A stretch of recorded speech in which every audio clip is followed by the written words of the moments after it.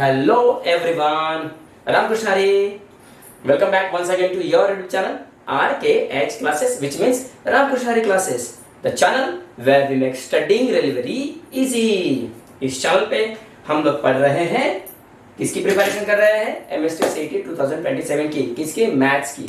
तो state board में तो आपको पता है, मैंने एक सेपरेट लिस्ट बनाई है स्टेट बोर्ड के, वहाँ पे चैप्टर नंबर 4 चल रहा है, वहाँ पे आप वो उस प्लेलिस्ट में जाके आप वो वीडियोस देख सकते हो। और एक स्पेशल मैंने प्लेलिस्ट बनाई है जिसमें MST CET 2027 की प्रिपरेशन के लिए मैथ्स के PYQs हम लोग सॉल्व कर रहे हैं। तो अब तक क्वेश्चन 15 तक हम आ चुके हैं, टोटल कुल मिला के 15 क्वेश्चन सॉल्व हो चुके हैं। अब मैंने लिखा है क्वेश्चन नंबर 16, तो चला जाए, टाइम को जाया नहीं करेंगे। चलो क्वेश्चन नंबर 16 क्या है, देखो गौर से देखिए क्या बोला है। 2009 में पूछा था ये सवाल। If the equation kxy plus 10x plus 6y plus 4 is equal to 0 represents a pair of line, then find the value of k। आपको यहाँ पे चार ऑप्शन दे के रखे हैं। अब देखिए मैं क्या बोल रहा हूँ, देखिए हर एक क्वेश्चन की एक पर्टिकुलर ट्रिक है जो आपको 1 मिनट के अंदर में क्वेश्चन को सॉल्व करने का एक आइडिया देती है। ओके, देखिए ये इक्वेशन जो आपको दिखाई दे रहा है, ये कौन सा इक्वेशन है पता है? This is the equation of general second degree equation. कैसे? ax square plus 2hxy plus by square plus 2gx plus 2fy plus c is equal to 0, जिसमें इस इक्वेशन में a 0 है, इसलिए आपको ये टर्म यहाँ पे दिखाई नहीं दे रही है। y स्क्वायर की टर्म नहीं है, मतलब यहाँ पे b 0 है, इसलिए y स्क्वायर की टर्म नहीं है। तो आपको दिखाई क्या दे रहा है? देखो इतना यहाँ पे है, देखो ये 1 2 3 4। ओके, तो k कहाँ पे? ध्यान दीजिएगा, के यहाँ पे हो या फिर यहाँ पे हो, यहाँ पे हो, यहाँ पे हो, कहीं पर भी हो। अब यहाँ पे xy का जो कोएफिशिएंट है, क्या होता है xy का कोएफिशिएंट? 2h। x का कोएफिशिएंट क्या है यहाँ पे? 2g। y का कोएफिशिएंट क्या है? 2f। और ये क्या हो गया? कांस्टेंट। तो यहाँ पे 2h कितना दिखाई दे रहा है? k। 2g कितना है? 10। 2f कितना है? 6। और कांस्टेंट की वैल्यू कितनी है? 4। ओके, तो यहाँ पे हर एक ऑप्शन में दो दो वैल्यू है k की। ओके, सबसे पहले एक k की वैल्यू कैसे निकालोगे पता है? यहाँ पे ध्यान दीजिए, जब मैंने ऐसा लिखा सो आप k निकाल सकते हो। एक फॉर्मूला ध्यान में रखो, जब ऐसे चार टर्म यहाँ पे होगे तो इसका एक फॉर्मूला बनता है, कौन सा? 2h means coefficient of xy is equal to 2g means coefficient of x into coefficient of y। y का कोएफिशिएंट क्या होता है? 2f divide by constant, constant मतलब c। बस कुछ नहीं करना है, 2k की जगह पे क्या पुट करोगे?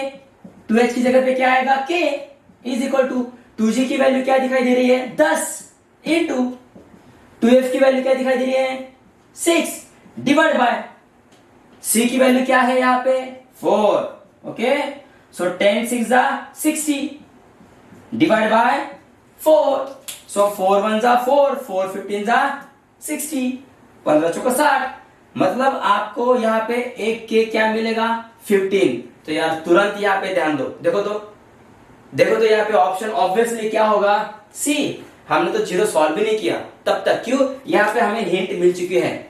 ओके, तो मैं आपको समझा रहा हूं, अगर एक बार आप समझ गए, आप तुरंत यहाँ से मेंटल कैलकुलेशन करके माइंड गेम से आप लोग यही से निकाल दोगे, इतना भी लिखने की जरूरत नहीं है। लेकिन आपको समझा रहा हूं, इसलिए मुझे इतना लिखना पड़ा यहाँ पे।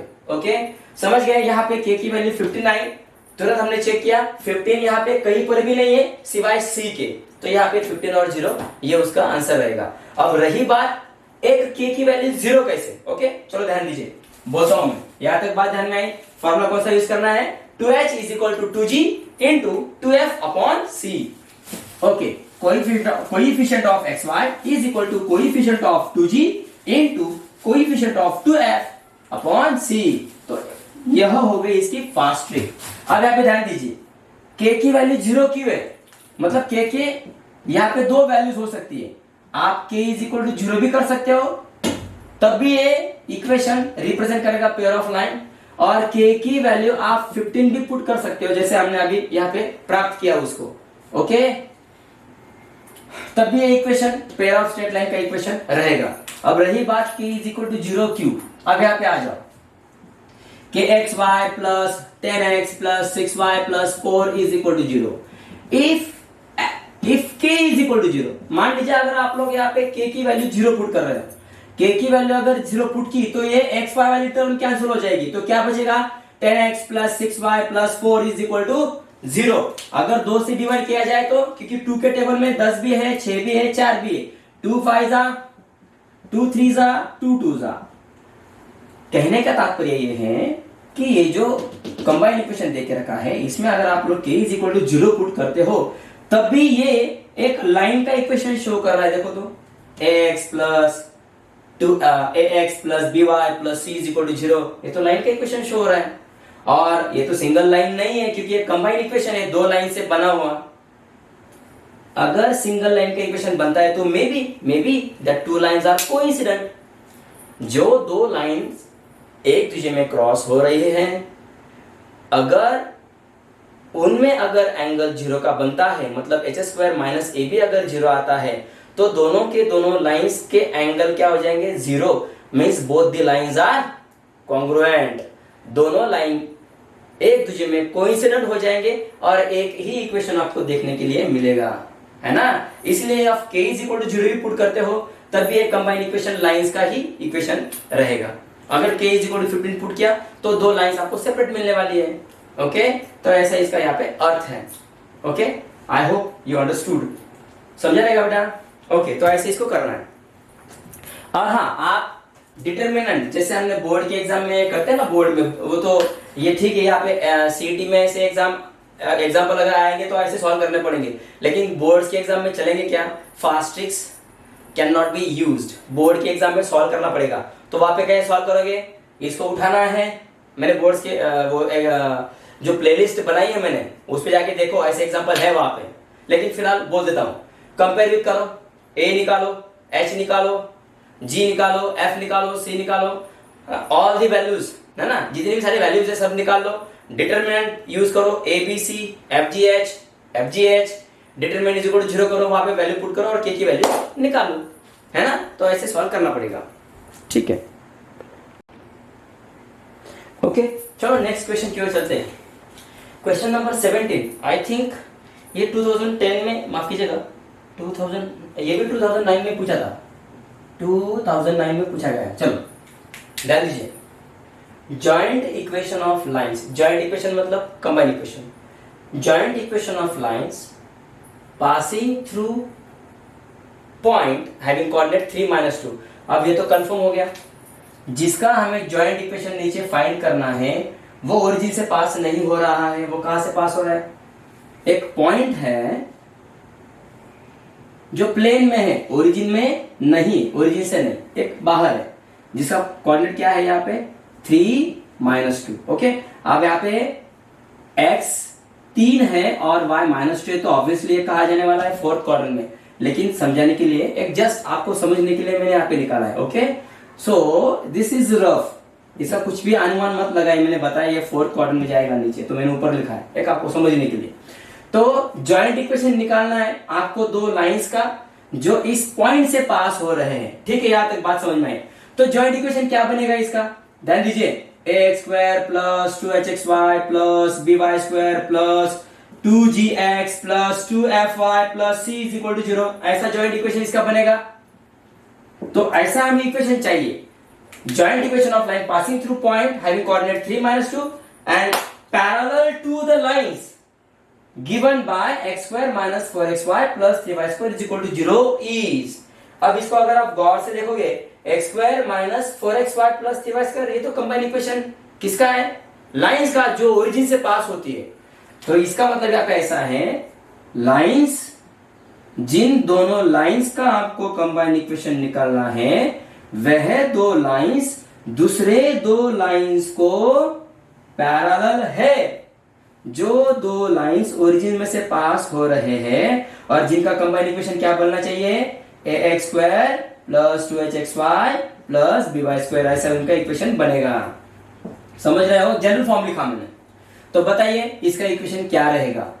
Again I repeat, we have to find out the equation of joint equation of lines passing through a point which is parallel to the another two lines passing through the origin।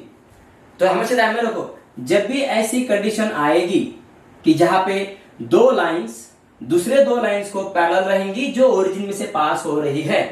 तो origin में से पास होने वाली lines का जो combine equation है, उसके जो तीनों के तीनों टर्म है, 1 2 3, वो तीनों के तीनों टर्म और जिसका हमें इक्वेशन बनाना है ये वाला ऐसा, उसके भी पहले 3 टर्म एग्जैक्टली सेम होते हैं।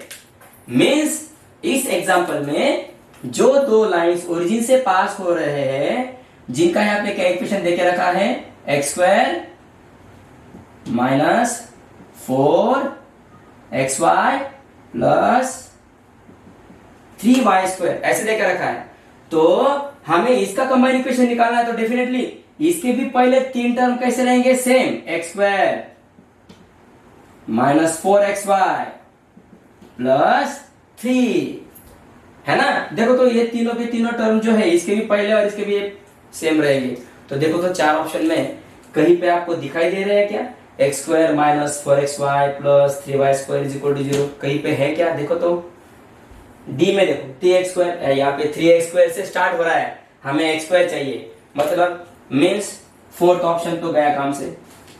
सी 3x² plus 4xy, third option भी काम से गया।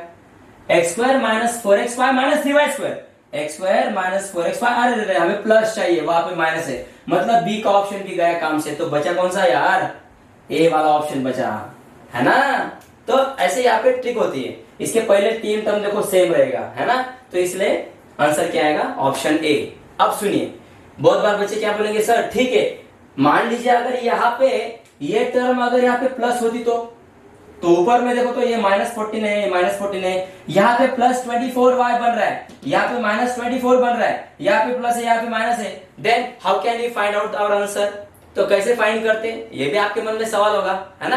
तो उसका भी हम लोग यहाँ पे सॉल्यूशन निकालेंगे। सबसे पहले इसका आंसर क्या आया, ऑप्शन ए। हाँ, ध्यान दीजिए, यहाँ पे ऑप्शन क्या आया, ऑप्शन ए। ओके, अगर ऐसे मान लीजिए कोई रेयर केस में अगर आप 27 की एग्जाम दे रहे हो और वहां पे 2 इक्वेशन अगर सेम आते, तो एक काम कीजिएगा, क्या, x की वैल्यू क्या डालोगे, 3, और y की वैल्यू क्या डालोगे, -2। यहाँ पे x की वैल्यू और y की वैल्यू पुटअप करते जाओ, जहां पर आपको आंसर 0 मिलेगा, समझ लीजिएगा वो उसका इक्वेशन है। समझ गए? फिलहाल के लिए इस एग्जांपल में 3 ऑप्शन तो कट गए हैं, लाल ऊपर का ऑप्शन इसका आंसर है। समझ गए बेटा? ओके, साफ कर दो इसको। क्या बोला मैंने, ऑप्शन ए आ चुका है। मान लीजिए कोई 2 आंसर अगर सेम रहते, तो एक काम करना है, कौन से भी एक इक्वेशन उठाना है। जैसे कि मान लीजिए मैंने ऑप्शन ए उठाया, अब ऑप्शन ए, ये इक्वेशन किसका बन रहा है, इन दोनों लाइंस का बन रहा है। तो यार इन दोनों लाइंस पे कौन सा पॉइंट आ रहा है, 3 -2, तो उसका सॉल्यूशन रहेगा ना, क्योंकि हमें पता है the points on the line is the solution of the equation of that line. तो ये क्या करेगा, 3 -2 LHS is equal to RHS proof करके देगा ना। तो अगर आप लोग x की वैल्यू यहाँ पे 3 डालोगे, y की वैल्यू जहां पे x है वहां पे 3 पुट करो, और जहां पे y है वहां पे क्या पुट करोगे, -2 पुट करोगे, तो definitely you will get 0। Okay, करके देखना, अगर नहीं आता है तो मुझे बोलिएगा। ओके, तो ऐसे हमें ये सॉल्व करना है। समझ गए बेटा? नेक्स्ट क्वेश्चन नंबर 17 2010 में पूछा गया था, ध्यान दीजिए, कॉन्सेंट्रेशन कीजिए। The angle between the lines 3x² plus 7xy plus 2y² plus 5x plus 5y plus 2 is equal to 0 is given by 0, π/2, π/4, π/6। दिख रहा है ये कौन सा इक्वेशन है, जनरल सेकेंड डिग्री इक्वेशन है। कौन से 2 लाइन का, जो 2 लाइंस पॉइंट से पास हो रहे हैं अदर देन ओरिजिन। ओके, तो यार वो जो 2 लाइंस हैं जो किसी पॉइंट से पास हो रहे हैं, पता नहीं वो पॉइंट क्या है। ओके, अब ऐसे पॉइंट में से ये 2 लाइन पास हो रहे हैं जिसका ये क्या है, कंबाइन इक्वेशन है। तो बताइए इन दोनों लाइंस में एंगल कितना है। तो यार क्या करोगे, वी हैव, वहां पे तो वी हैव लिखना नहीं, क्योंकि ये सीडी की प्रिपरेशन कर रहे हैं, आपको वहां पे शीट्स मिलेंगे, ब्लैंक शीट्स, वहां पे आपको कम से कम जगह में सॉल्व करना है, मैंने बहुत बार बोला है आपको। तो यार दिमाग लगाओ, ये क्या रहेगा, ए, दिमाग लगाओ, आप मत लिखो अभी, compare with ax² plus 2xy plus by² plus 2gx plus 2fy plus c, ऐसा वहां पे मत करो, बताओ डायरेक्ट मुझे क्या रहेगा, ए कितना हो जाएगा 3, ओके, बी कितना हो जाएगा 2, ओ, और 2h की वैल्यू क्या हो जाएगी 2h is 7, therefore h is equal to 7/2। अब मुझे बताओ आपको एंगल निकालना है, एंगल निकालने के लिए फॉर्मूला क्या होता है, tan of theta is equal to mod of 2 into under root of h square minus ab upon a plus b। तो उस एंगल निकालने के लिए आपको ये इसकी भी जरूरत नहीं है, ये भी नहीं चाहिए आपको, g नहीं चाहिए, f नहीं चाहिए, c नहीं चाहिए, तो आपको क्या चाहिए a b h, मालूम हो गया, बस खत्म, क्योंकि हमें एंगल निकालना है। चलो a3 b2 और h की वैल्यू 7/2 है, जल्दी फॉर्मूला यूज करो, tan of theta is equal to mod of 2 into square root of h square minus ab upon a plus b। आपको समझाने के लिए लिख रहा हूं मैं, वैसे आप फटाफट सॉल्व कर सकते हो इसको। इज इक्वल टू, देखो ये 2 स्क्वायर रूट ऑफ h की वैल्यू क्या है 7/2 bracket square minus a into b, a की वैल्यू कितनी है 3, b की वैल्यू कितनी है 2 upon a plus b, a कितना है 3, b कितना है 2। चलो आगे चलो, 2 इंटू, इस पे गौर कीजिए, 7 स्क्वायर इज 49, 2 स्क्वायर इज 4, 3 2 जा 6, डिवाइड बाय 3 प्लस 2 इज 5। चलो आगे, 2 into square root of cross multiplication 49 minus 6 4 जा 24 अपॉन, इसके नीचे एक पकड़ लो, 4 1 जा 4, डिवाइड में 5। आगे चलो, 2 इंटू स्क्वायर रूट ऑफ 49 में से 24 गए 25, डिवाइड बाय 4, सही है, डिवाइड में क्या आएगा, और इसकी भी डिवाइड में 5 है ना। आगे चलो, 2 इंटू स्क्वायर ऑफ 25 इज 5, और स्क्वायर ऑफ 4 कहां पे लिखोगे, डायरेक्ट 5 की जगह पे लिखोगे, यहाँ पे स्क्वायर ऑफ 4 क्या हो जाएगा 2, और आगे क्या है 5, सो 5 5 कटेगा, 2 2 यहां से कट जाएगा, तो यहाँ पे क्या बच रहा है, tan of theta is equal to mod of 1, mod of 1 means 1, so tan के कौन से एंगल के लिए 1 होता है, π/4 के लिए, tan of π/4 is equal to 1, tan cancel, theta की वैल्यू क्या आएगी π/4, so your option is C। तो ऐसे हमें इसको सॉल्व करना है, ओके, यहाँ तक देखिए। और हाँ, मैं एक बात बोलता हूँ यार, सीईटी में जो है ना फास्ट ट्रिक होती है कि कम से कम समय में उसको सॉल्व कैसे किया जाए, लेकिन हमेशा ध्यान में रखो उसको पहले पूरा बेस से पढ़ना पड़ता है। मीन्स मुझे ये बोलना है कि पहले आप प्लेलिस्ट में जाओ, वहां पे स्टेट बोर्ड के जो मैंने सॉल्व करके दिए हैं, मैंने सॉल्व के एग्जाम्पल भी सॉल्व किए हैं, अनसॉल्व के भी एग्जाम्पल सॉल्व किए हैं, और थ्योरी भी मैंने वहां पे पढ़ाई है। एक बार उसे जाके देखो, पूरा डीपली पढ़ो, तब ये आसान हो जाएगा। ऐसे नहीं कि आप डायरेक्ट यहाँ पे आ जाओगे सीईटी की देखोगे तो नहीं जमेगा। पहले वहां पे जाओ, कॉन्सेप्ट क्लियर करो, फिर सेकंड प्लेलिस्ट में आके तब आपको ये समझेगा कि फास्ट ट्रिक में उसको सॉल्व कैसे करना है। ओके, सी यू सून, जल्दी मिलेंगे नेक्स्ट वीडियो में, तब तक के लिए रामकृष्ण हरी, जय हरि, जय शिवराय, जय शंभराज बेटा, बाय बाय। और कोई आपको दिक्कत है तो प्लीज कमेंट सेक्शन में वहां पे लिखिए आपको कौन से एग्जाम्पल चाहिए, वैसे मैं आपको सॉल्व करके दूंगा। ओके, बाय बेटा।